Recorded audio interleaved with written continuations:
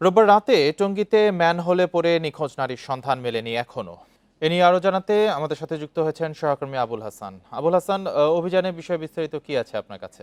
Bundle থাকলে প্রতি সেনমানিতে টাকা বাঁচবে। বিকাশ সেনমানি বান্ডিল কিনে জিতুন প্রতি লেনদেনে।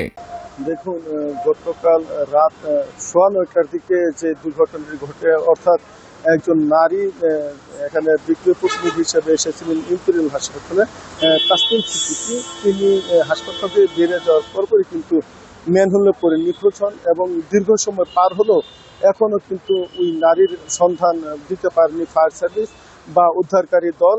যদিও ফায়ার সার্ভিসের পক্ষ থেকে বলা হচ্ছে যে এখানে যে ড্রেন আছে, সেই ড্রেনে পানির তীব্র স্রোত রয়েছে এবং গভীরতাও বেশি। যেই ম্যানহোলটিতে তিনি পড়েছিলেন সেই ম্যানহোলের গভীরতা 10 ফিটের মতো এবং গতকাল বৃষ্টি থাকায় সেটি পানিতে টইটুম্বুর ছিল, যার কারণে এখানে ওই নারী পড়ার সাথে সাথে তিনি কিন্তু নিখোঁজ হয়ে যান।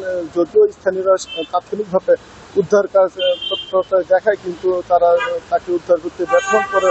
ফায়ার সার্ভিসের এক ইউনিট সেখানে উদ্ধার কাজ করে এবং রাত 1:30 পর্যন্ত তাদের এই উদ্ধার অভিযান চলে এবং সকাল থেকে আবার তারা কিন্তু ফের উদ্ধার কাজ করে এবং এখন পর্যন্ত সেই উদ্ধার তৎপরতা চলছে। এবং আমরা যেটি দেখেছি যে এই যে ঢাকা ময়মনসিংহ মহাসড়কের হোসেন মার্কেট থেকে শুরু করে এখানে এরশাদনগর পর্যন্ত যে এরিয়াটি রয়েছে, সেখানে ড্রেনের বিভিন্ন ঢাকনা খুলে সেখানে কিন্তু উদ্ধার অভিযান চালিয়েছিল ফায়ার সার্ভিসের ডুবুরিরা। সাথে সাথে সিটি কর্পোরেশনের কর্তৃপক্ষের একটি টিমও সেখানে ছিল, তারা উদ্ধার কাজ একযোগে কাজ করেছেন।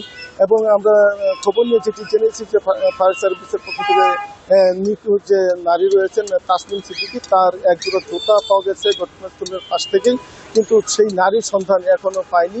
এবং আমি কথা বলেছিলাম ফায়ার সার্ভিসের স্টেশন অফিসার যিনি আছেন শাহিন আলম, তিনি বলছেন যে এই সড়কের পাশে যে ড্রেন, সেখানে তাদের কাজ আপাতত শেষ হয়েছে। এখন তারা যে পানি পড়ার যে স্থান, যে বিলগুলো রয়েছে বা যে নালাগুলো রয়েছে, সেখানে ডুবুরি নামিয়ে তারা দেখছেন সেখানে এই নারীর মৃতদেহ বা তার সন্ধান পাওয়া যায় কিন্তু সেই চেষ্টা তাদের রয়েছে বলে ফায়ার সার্ভিস থেকে বলা হচ্ছে। এবং তিনি বলছেন যে পানির স্রোত থাকায় দীর্ঘ সময় লাগছে সেই উদ্ধার অভিযান এবং এখানে তাদের বৈরী আবহাওয়া রয়েছে, কিছুক্ষণ পরপর কিন্তু বৃষ্টি হচ্ছে, যার কারণে উদ্ধার অভিযান কিছুটা বিলম্ব হচ্ছে বলে তিনি বলছেন। একই সঙ্গে স্থানীয়দের মধ্যেও কিন্তু খুব দেখা দিয়েছে, তারা বলছেন যে এই যে ম্যানহোল খোলা ছিল সেটি বারবার এখানে সিটি কর্পোরেশন এবং হাসপাতাল কর্তৃপক্ষ বলার পরেও কিন্তু তারা নজর দেয়নি, ফলে এই দুর্ঘটনা ঘটছে। তারা বলছেন যে উদাসীনতার কারণে, গাফিলতির অর্থাৎ কারণে এখনো নিখোঁজ নারীকে পাওয়া যায়নি।